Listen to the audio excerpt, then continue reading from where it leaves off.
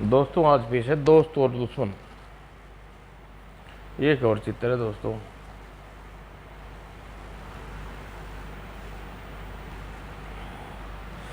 किसी समय भवानी नामक देश में रामगढ़ नामक गांव में शामलू नाम और चारू नाम के दो मित्र आया करते थे। उन दोनों में के दो छोटे छोटे खेत थे, साथ लगे हुए थे, जिस पर खेती बाड़ी करके किसी तरह अपना और अपने परिवार का पेट भरा करते थे। एक दिन जब दोनों मित्र कहीं घूम कर आ रहे अपने गांव में वापस लौट रहे थे, चारू मैं सोच रहा हूँ क्यों ना हम दोनों मित्र मिलकर कोई छोटा मोटा व्यापार करके आरंभ करें, क्योंकि खेती बाड़ी में आमदनी से अब घर का गुजारा चलना दुर्भर हो गया है। लेकिन मित्र भला, गांव में रहकर हम कौन सा व्यापार करेंगे? व्यापार करने के लिए हमें शहर जाना पड़ेगा। हम वहाँ जाएंगे। बोलो मित्र, क्या तुम मेरे साथ देने के लिए तैयार हो?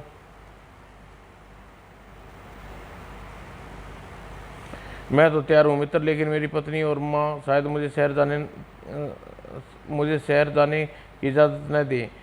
मेरा भी अपने परिवार के लिए इसी प्रकार का विचार है, लेकिन फिर भी हमें कोई ना कोई रास्ता तो निकालना ही होगा, वरना गांव में रहकर तो हम अपनी ज़िंदगी भर भी को तरक्की नहीं कर सकेंगे। तुम ठीक कहते हो मित्र, मैं अपनी पत्नी और माँ से मनाने की पूरी कोशिश करूँगा। यह हुई ना बात, मैं अपनी परिवार वालों को आज ही सारी बात कर लेता हूँ। और दूसरे दिन माँ, मैं और रामलू कोई व्यापार करना चाहते हैं, क्योंकि खेती बाड़ी की आमदनी से घर का गुजारा चलना बड़ी मुश्किल है। मुझे भला क्या एतराज़ हो सकता है? बेटे, तुम व्यापार करना चाहते हो तो अब मेरे खुशी की बात है, परंतु व्यापार करने के लिए हमें शहर जाना पड़ेगा। क्या इसके लिए राजी आज्ञा दोगी? तुम स्वयं समझदार हो बेटे, इसलिए जो भी करना सोच समझ कर विचार कर करना, ताकि पीछे कोई पश्चाताप ना हो। और मैंने रमलू को इस विषय में अच्छी तरह से विचार कर लिया है माँ, बस तुम्हारी इजाज़त की प्रतीक्षा है। मैंने कमला से भी बात कर ली है माँ, उसे भी मेरे जाने पर कोई आपत्ति नहीं है। ठीक है बेटा, इस तरह शहर जा कर सकते हो। मैं ईश्वर से तुम्हारे और रमलू के लाभ की प्रार्थना करूँगी, और पीछे तुम्हारे घर की चिंता करने की कोई ज़रूरत नहीं है, मैं सब संभाल लूँगी। बस तुम जो भी काम करो मेहनत और मन लगा कर करना, ईमानदारी से करना। मैं तुम्हारी बात हमेशा याद रखूँगा माँ। और चारू और शामलू को अपने परिवार से शहर जाने की अनुमति मिल गई, और दोनों अगले ही दिन नगद पूंजी लेकर व्यापार करने के लिए शहर चल दी पड़े। और एक सप्ताह का सफ़र के पश्चात दोनों मित्र अपने देश के एक सुंदर से और भव्य शहर में पहुंचे। चारू भाई, मुझे यह नगर बहुत ही धनी मालूम पड़ता है। हाँ भाई, मुझे और आशा करते हैं हमारा व्यापार भी चल निकलेगा। और चारू और रमलू एक सराय में शरण ली और शहर में घूमकर तय करने की कोशिश की कि वे किस चीज़ का व्यापार आरंभ करें। और चारू और शामलू कुछ दिनों तक रेशम के पुराने कपड़ों के बेचने और खरीदने की दुकानें खोल ली। ईश्वर की कृपा से दोनों मित्रों की दुकानें खूब चली और निकली, और कुछ ही माह में दोनों नए कपड़े बेचने का धंधा शुरू कर दिया। चारू अपनी दुकान पर आने वाले ग्राहकों को बहुत ही सम्मानित ढंग से बोलता था। महाशय, मूल्य की आप चिंता न कीजिए, हाट में सबसे कम दाम है और सबसे अच्छा कपड़ा यही मिलेगा। अरे भाई, मैं जानता हूँ, इसलिए तुम्हारी दुकान पर के अलावा कहीं नहीं जाता। और शामलू, माँ लक्ष्मी मेहरबान हो रही थी। ये लीजिए 500 रुपये और 5 थान दे दीजिए। अवश्य महाशय, बस थोड़ी देर विश्राम कीजिए। लेकिन कहते हैं ना, जब कम समय में मनुष्य के पास जरूरत से ज़्यादा धन आ जाता है, तो उस धन को संभाला नहीं जाता, और फजूल खर्चे के साथ ऐप भी फंस जाता है। यही रमलू का व्यवहार हो गया। चारू से छिपकर न केवल शराब पीने लगा,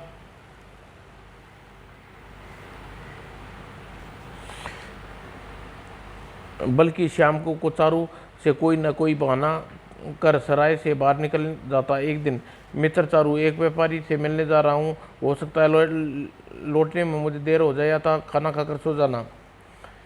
बहुत सब्र कर हो चुका, अब मुझे इसे मालूम करना ही होगा। रामलू रोज शाम को किस व्यापारी से मिलने जाता है, कहीं कोई गलत संगत में ना पड़ गया हो। और रामलू सराय से बाहर निकलकर चारू के छिप छिप कर उसका पीछा करने लगा। कुछ देर पीछा करने के बाद, अरे बाजार को पार कर गया, कहाँ मिलने जा रहा है ये किसी व्यापारी से।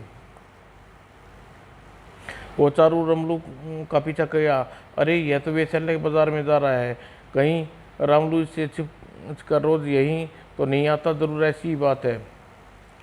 और उसी बाजार में थोड़े आगे बढ़कर रामलू एक दो मंजिले मकान की सीढ़ियों पर बढ़ गया और किसी स्त्री के गाने की आवाज़ आ रही थी, श्याम तेरे बिना मारी रेनू रहना सुनी सुनी। यहाँ रहते हैं शामलू के कथित व्यापारी। और इसके बाद तारू एक भी क्षण वहाँ नहीं रुका और सीधा अपनी सराय में आ गया। शामलू गलत मार्ग पर पड़ गया है, यदि अभी उसे न रोका गया तो वह नहीं नहीं, मैं अपने जीते जीते बर्बाद नहीं होने दूंगा, नहीं नहीं। और अनेक गलत धारणाएं चारू के मस्तिष्क में प्रश्न चिन्ह आकंतिक करने लगी और सारी रात बिस्तर पर करवटें बदलता रहा। दूसरे दिन सवेरे, रामलू, अरे ओ रामलू उठो, क्या तुम दुकान पर नहीं जाना? सोने दो यार, तुम जाओ, बाद में आ जाऊंगा। रामलू की बात सुनकर, खैर अब न सही, लेकिन आज मैं इसे जरूर समझाऊंगा।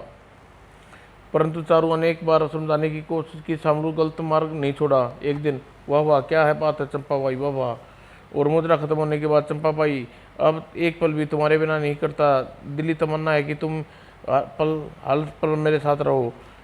मैं तो पहले ही से तैयार हूँ सेठ जी, बस आप मुझे कोई अच्छा सा मकान दिलवा दीजिए, मैं हर पल आपके साथ रह सकूँ। ठीक है, मैं कल दी तुम्हारे लिए कोई सुंदर सा मकान तलाश करता हूँ। मैं बेफिक्र से मकान में प्रवेश करने के लिए इंतजार करूँगी। कुछ दिनों बाद रामलू चारू से छिपकर चंपाबाई को एक शानदार मकान खरीद दिया। सारी रात उसके पास रहने लगा और इसके साथ ही चंपाबाई पर पानी की तरह पैसा पाता। लेकिन कब तक समय बीतने लगा और साथ साथ एक दिन ऐसा भी आया कि शामलू के पास एक फूटी कौड़ी न बची। उस दिन चंपाबाई असली रूप में आ गई। माफ़ करना चंपा, तुम्हें देने के लिए मेरे पास एक फूटी कौड़ी नहीं है। ठीक है सेठ, कल से तुम मेरे मकान में मत आना, क्योंकि कंगलों के मुंह लगाने की मेरी आदत नहीं है। क्या? हाँ सेठ, मैं एक वेश्या हूँ, तुम्हारी बेहतर पत्नी नहीं। एक वेश्या तब तक अपने ग्राहक का दिल बहलाती है जब तक उसकी गांठ में पैसा होता है। आज तुम्हारे पास पैसा खत्म हो गया है, इसी के साथ मेरा खेल भी खत्म हो गया। चलो निकलो यहाँ से, वरना चंपा। चिल्लाओ मत भिखारी, तुम्हारी भलाई इसी में है कि चुपचाप यहाँ से निकल जाओ, वरना तुम्हें पकड़ कर आदमी के लिए मैंने बहुत से मुस्टंडे पाल रखे हैं। मेरा आदेश मिलने पर तुम्हें उठाकर किसी कूड़े की तरह बाहर फेंक देंगे। कहने के साथ ही चंपा ने अपने मुस्टंडों को आवाज़ लगाई, कालू, बालू, शेरू। तुरंत ही 4 पहलवान जैसे व्यक्ति वहाँ आ गए। यह तुम आज कैसी बातें कर रही हो चंपा बाई? जीवन भर मेरा साथ देने के लिए कसम खाया करती थी। हाँ हाँ हाँ, अरे मूर्ख, मैं तेरे साथ नहीं बल्कि तेरे धन के साथ रहने की कसमें खाती थी। तुम्हारी सोच पर मुझे तरस आता है। चलो बाहर हो जाओ। मजबूरन शामलू को चंपाबाई के घर से बाहर निकलना पड़ा, क्योंकि वह मकान उसने चंपाबाई के नाम करवा दिया था। काश मैं चारू की बात मान लेता, आज यह नौबत ना आती। इस बदजात चंपाबाई की खातिर मैंने अपनी सारी दौलत, यहाँ तक कि अपनी दुकान भी गवा बैठा हूँ। हे ईश्वर, अब मैं क्या करूँ? मेरा कोई फूटी कोड़ी नहीं है। कहाँ जाऊँ, कहाँ खाऊँ, कहाँ पीऊँगा, कहाँ अपने बाकी के शौक पूरे करूँगा? हो गया तो चंपाबाई से कुछ रुपये मांगने था, लेकिन उसने तो न केवल मेरी दत्ता बता दी, बल्कि मेरे लिए हमेशा हमेशा के लिए अपने द्वार भी बंद कर लिए। इस प्रदेश में भला मेरा कौन है जो मेरी मदद करेगा? चारू तो नाराज है कर चुका हूँ और वह मेरी मदद नहीं करेगा। फिर भी सोचकर रामलू रोता हुआ लगता चारू के पास पहुंचा। उसने अपनी सारी आप बीती कह सुनाई और सुनकर चारू मनो उदास हो उठा। मित्र, मैंने पहले तुमसे समझा था, जो मार्ग तुमने चुना है उस पर चलकर एक दिन सब कुछ गवा बैठोगे, लेकिन तुम नहीं माने। खैर, जो हुआ सो हुआ। एक मित्र के नाते तुम्हें मदद अवश्य करूंगा। लो, यह 100 रुपये ले लो और इससे कोई छोटा मोटा काम धंधा शुरू कर लो। अपने आप को फिर से कुछ बनने की कोशिश करो। यदि यदि तुम्हें बीच में काम धंधे में के लिए कुछ पैसों की ज़रूरत पड़े तो मांग लेना। लेकिन मेरे भाई, मेरे दोस्त, मुझसे तुमसे मेरी एक विनती है कि इन रुपयों को तुम भी एक बार फिर से बर्बाद मत करना, वरना मुझे बहुत दुख होगा। और शामलू ने तुरंत चारू के गले लगा लिया। ओह, तुम कितने अच्छे हो, कितने दयालु हो, कितने महान हो मित्र, मैं तुम्हारा यह उपकार कभी नहीं भूलूंगा। अरे अरे, बस बस मेरे भाई, इतनी प्रशंसा करके मुझे शर्मिंदा ना करो। मित्रता के नाते यह मेरा कर्तव्य था, हो जाता है तुम्हारी मदद करूं। और शामलू अपनी दुखदाई दास्ता को सुनाया। और रुपया तो गया, लेकिन चारू की सलाह पर कोई ध्यान न देकर वह रुपया कुछ दिनों के लिए अपने बुरे ऐबों में उड़ाता रहा और काम धंधे के बहाने चारू से थोड़ा थोड़ा करके पैसा लेता रहा। परंतु चारू अब कुछ न छिपा था। इसे अब भी बुरी आदतें नहीं छोड़ी। भगवान ही जाने कब इसे अकल आएगी, कब यह रुपयों पैसों की इसकी मदद करता रहूँगा। वो एक दिन, भाई चारू, अब मुझसे धन और उधार दे दो और चल। एक दिन, भाई चारू, मुझे कुछ दिन और उधार दे दो, काम चलते ही तुम्हारा सारा धन लौटा दूंगा। देखो मित्र रामलू, तुम्हारी मदद करके मुझे बहुत कोई इनकार नहीं है, लेकिन मैं अच्छी तरह जानता हूँ कि इन छोटी मोटी मदद से तुम्हारा कोई भला नहीं होने वाला। ऐसा मत कहो। यदि तुमने मेरी मदद नहीं की तो मेरे सारे किए किराए पर पानी फिर जाएगा, मैं भूखे मरने की नौबत आ जाएगी। नहीं, मेरे जीते जी ऐसी नौबत नहीं आएगी, कभी नहीं आएगी। तुम ऐसा करो, आज से मेरी दुकान पर काम करना शुरू कर दो। खाने पीने का सारा खर्चा मैं उठाऊंगा, तुम्हें जोड़ने के लिए तनख्वाह भी दूंगा। क्या सच? हाँ, तो ठीक है, मैं तुम्हें तुम्हारा काम समझा देता हूँ ताकि तुम वक्त से अपना काम संभाल सको। चारू रामलू को एक काम समझा दिया और रामलू उसी दिन दुकान पर काम करने लगा। ईश्वर का शुक्र है, मेरी बात मान गया। कम से कम अब अपने परिवार को वेतन जोड़ सकेगा।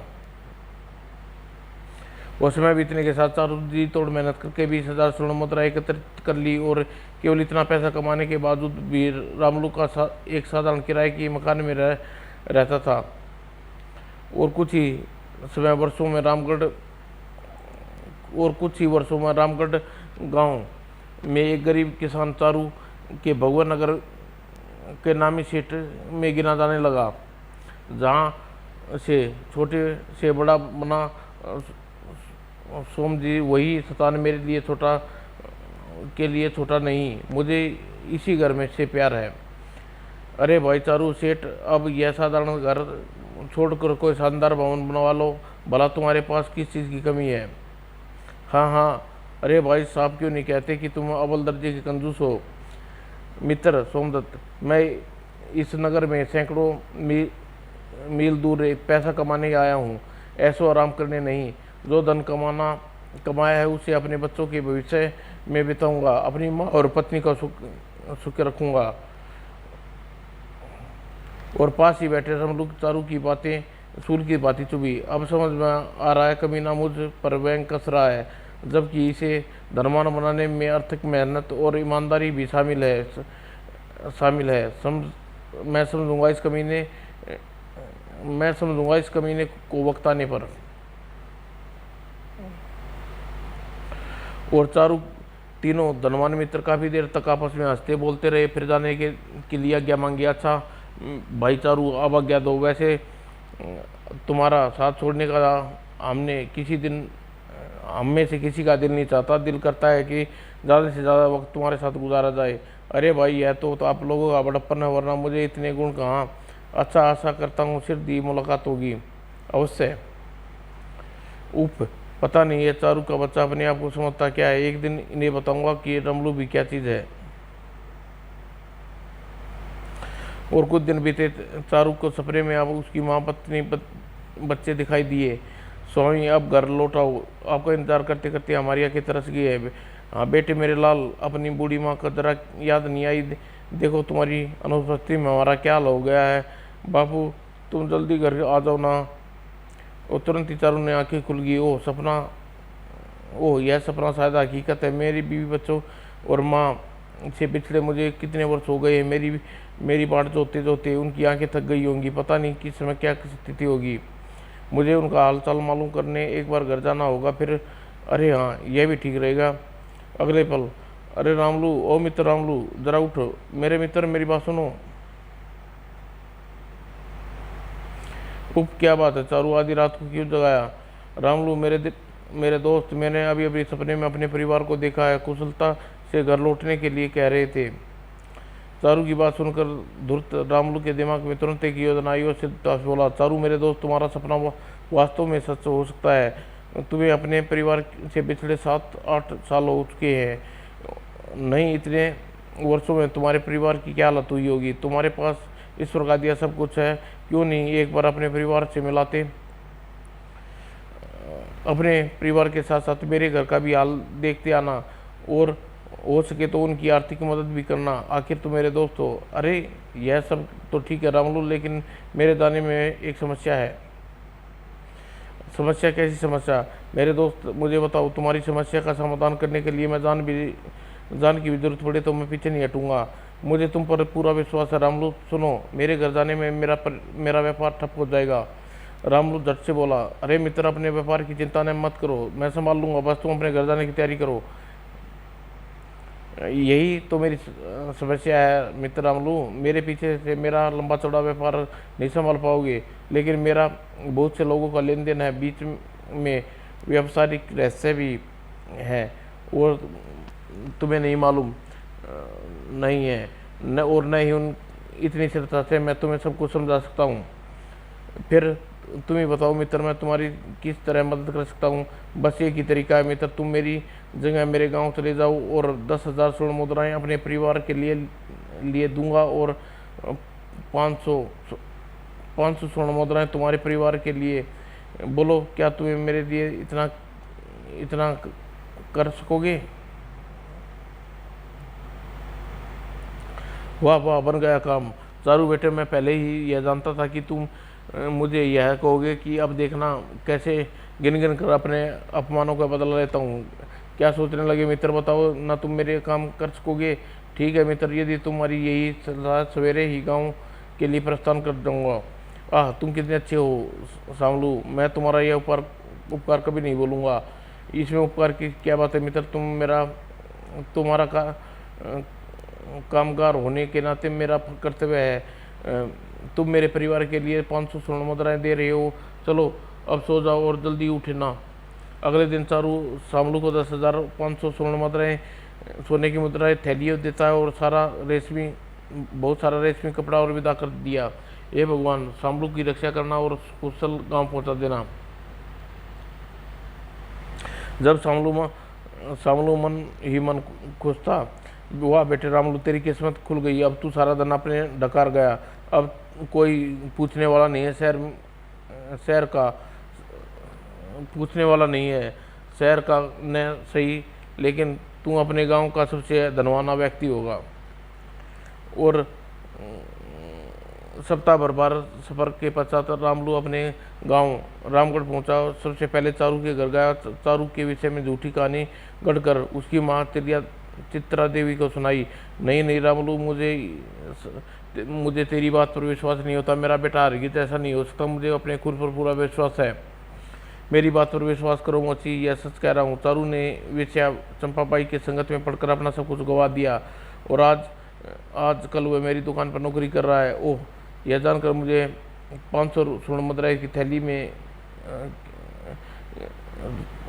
500 स्वर्ण मुद्राएं की थैली है। यह क्या उसी ने भेजी है? अब तुमसे क्या छुपाऊं मौसी चारू, बेशक मैं कितना चारू कितना ही निर्लज सही, लेकिन आखिर है तो मेरा मित्र ही। इसी मित्रता के नाते मैं आपके प्रति कुछ कर्तव्य हो जाता है। आप मेरी ओर से तुच्छ भेंट समझ कर रखिए। ओह! चारू की को विवश देख सुनकर चित्रा देवी मन में घृणा भर उठी। तुम मुझ पर एक उपकार कर सकते हो बेटा? हाँ मौसी, कहो, तुम्हारी क्या सेवा कर सकता हूँ? बेटा, जब तुम शहर जाओ तो दुष्ट को सर्वप्रथम नौकरी से निकाल देना और कहना कि सीधा अपने घर जाए, और आखिर मैं भी तो जान सकूं कि किसी की रगों में इतना गंदा खून कहाँ से आया। मन ही मन शामलू अपनी दोस्ता पर एवं सफलता पर मुस्कुराया। ठीक है मौसी, दिल तो नहीं चाहता, लेकिन फिर भी आपका कारण नहीं टालूंगा। और अच्छा मौसी, अब मुझे आज्ञा दो, शहर में मैं सीधा तुम्हारे पास आया हूँ अपनी बीवी बच्चों के मिलने के लिए। मुझसे बड़ी व्याकुलता है। जाओ बेटा, ईश्वर तुम्हारी सदा सुखी रखे। और चारू की माँ से विदा लेकर रामलू अपने घर पहुंचा। उसे देखकर पत्नी मीरा और बेटी रंग प्रभा प्रशंसा से खिल उठी। स्वामी, तारा, रंग प्रभा, मेरी बेटी, बापू। कैसी है तारा? ठीक हूँ जी, लेकिन आपके लिए बहुत चिंतित थी। वर्षों न आप आए और न ही आपकी कोई खबर मिली। अरे भाई, तुम तो जानती हो व्यापार करने कितने पापड़ बेलने पड़ते हैं। धन के बिना घर वापस कैसे लौटता? आखिर तुम लोगों के भविष्य के लिए कुछ तो करना था। खैर, तुम चिंता मत करो, शहर से इतना कमा कर लाया हूँ कि तुम लोग किसी चीज़ की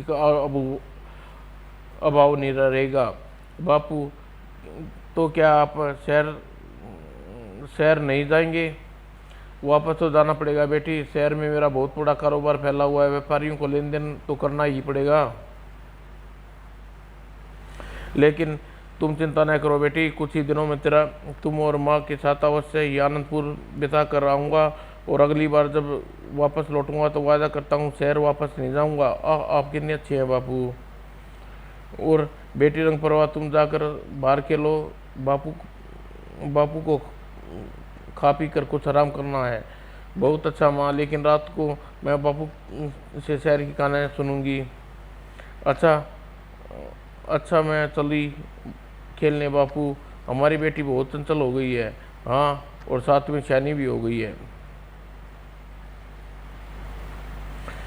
हमें अभी उससे ब्याह की चिंता करनी चाहिए, वरना हमें अपने योग्य वर नहीं मिल पाएगा। चिंता मत करो तारा, हम अपनी बेटी का विवाह बड़ी धूमधाम से करेंगे। आसपास के गांव वाले हम मुंह देखते रह जाएंगे। और कुछ दिन शामलू अपनी पत्नी और बेटी के साथ बड़े आनंदपूर्वक बिताने लगा एक रात। क्या बात है स्वामी, आज आप परेशान और चिंतित दिखाई दे रहे हैं, क्या हुआ? हाँ, कुछ बात ऐसी है। सुनो तारा, यह गांव छोड़कर देना चाहता हूँ। क्या भैया, आप कैसी बातें कर रहे हैं स्वामी? आप इतना सारा धन कमा कर लाई हो, और वह धन हम इसी गांव में रहकर तारा जीवन सुखपूर्ण व्यतीत कर सकते हैं। फिर यह तुम ठीक कह रही हो तारा, लेकिन अब मुझे कुछ दिन और व्यापार के सिलसिले में पूर्ण जाना होगा। अतः मैं नहीं चाहता कि तुम और प्रभा इस धन के साथ अकेले रहो। तो फिर आप मुझे कहाँ छोड़ कर आएंगे? कुछ माह के लिए तुम अपने माँ के पास छोड़ जाना चाहता हूँ, ताकि तुम लोग चोर डाकुओं से खतरा न रहे। और जब मैं शहर से वापस लौट आऊँगा तुम आऊँगा, तब अपनी बाकी ज़िंदगी आनंदपूर्वक बिताएंगे। बस आप इतनी सी बात के लिए सब अधिक परेशान हो रहे थे। चलिए आप सो जाइए, जैसा कहेंगे वैसा होगा। तो कल अपने मायके जाने के लिए सारी तैयारी कर लेना, ठीक है? अगले दिन रामगढ़ के अपनी ज़मीन एक किसान के सस्ते दामों में बेच दी, और घर का सारा सामान समेटकर अपनी पत्नी और बेटी के साथ ससुराल की ओर रवाना हो गया। और ससुराल वालों ने अपनी बेटी के दामाद की खूब आवभगत की। अरे बेटा, तुमने तो बताया नहीं, तुम शहर में कब वापस लौटा क्या पिताजी? बस समझ लिए, मुंह दिखाने चला आया। मुझे 1-2 दिन में शहर फिर जाना होगा। यह तुम क्या कह रहे हो बेटा? इतने वर्षों बाद तुम लौटे और कुछ माँ बच्चों के पास रुको आखिर वह भी, इनका भी तुम पर हक है। मेरा मन भी बाकी बच्चों को छोड़कर जाने का नहीं करता माँ जी, लेकिन क्या करूँ, मजबूरी है। शहर में मेरा काफ़ी व्यापार फैला हुआ है, उसे संभालना भी ज़रूरी है, वरना मेरी मेहनत पर पानी फिर जाएगा। लेकिन आप चिंता न कीजिए, जल्दी ही शहर से अपना सारा व्यापार समेट कर वापस लौट आऊँगा और सारी ज़िंदगी अपने बीवी बच्चों के पास रहूँगा। हाँ, इस शहर जब तक मैं शहर नहीं लौटाता, तारा और प्रभा आपके पास रहेगी। अरे बेटा, तारा और प्रभा, तुम जरा भी चिंता मत करो, जी चाहे जब तक यहाँ रह सकती हैं। कुछ दिनों रामलू अपने ससुराल में आनंदपुर काटे। पिताजी, कल ही शहर जाता हूँ। इतनी जल्दी क्या थी बेटे, 2-3 दिन और रुक जाना। नहीं पिताजी, मेरा और ज़्यादा दिन यहाँ रुकना व्यापार की हक में अच्छा नहीं होगा, कहकर रामलू 10,000 स्वर्ण मुद्राएं की थैली निकाल कर अपने ससुर को बढ़ाता हुआ बोला, पिताजी यह थैली रख लीजिए, इसमें 10,000 स्वर्ण मुद्राएं हैं। इस धन में आप तारा को अच्छा सा मकान खरीद कर जमीन देना, बाकी धन सजेज कर रखना, आप वापस आकर आपसे ले लूँगा।